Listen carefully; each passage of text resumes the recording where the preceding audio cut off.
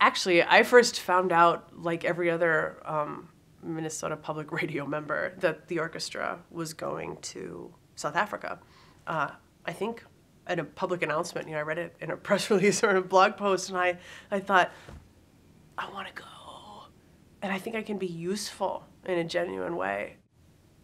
But I thought, if there's a way to document that trip, to bring some of that magic back home, that might be of real value, so that even people who aren't along for the ride can take part in the journey. So I sent a note saying I would love to accompany the Minnesota Orchestra and Classical MPR as an embedded storyteller. Let's see, I got an email seemingly out of the blue from the Minnesota Orchestra. I think it would have been either in like late 2014 or 15, asking if I might have some interest in working together. And before then, most of my career has been on pop stages, stages like First Avenue or the Varsity Theater, or on festivals like Lollapalooza. And so to get that email was really exciting, and was sort of a missive from another world. And so it was an easy yes, even before I'd fully read the email. Yes, I would love in any way to be involved. I mean, for a pop musician, the prospect of transitioning from a live band setup to a full orchestral setup is dizzying and exciting, and presents a way to perform that it was unlike anything else I'd ever done. Mm-hmm.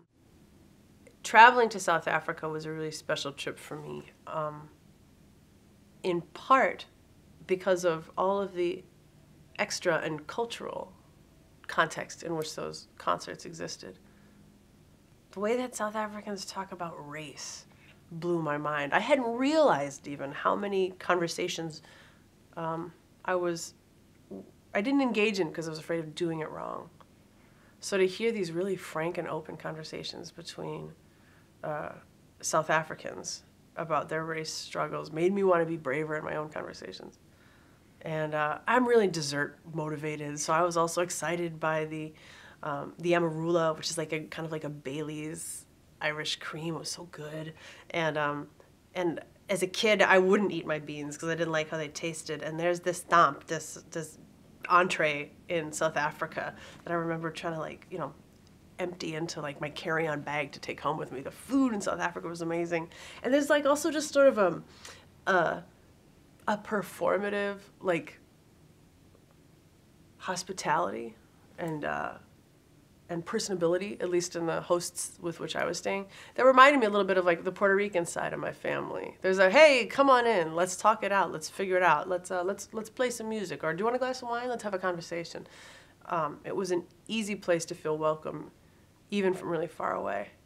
So for this trip, I'll be accompanying the orchestra and an MPR classical, essentially as an embedded storyteller.